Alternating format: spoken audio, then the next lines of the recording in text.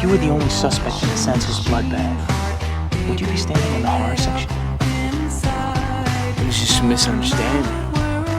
He didn't do anything. Such a little lapdog. He's got killer printed all over his forehead. Okay. Really? Why'd the cops let him go, smart guy?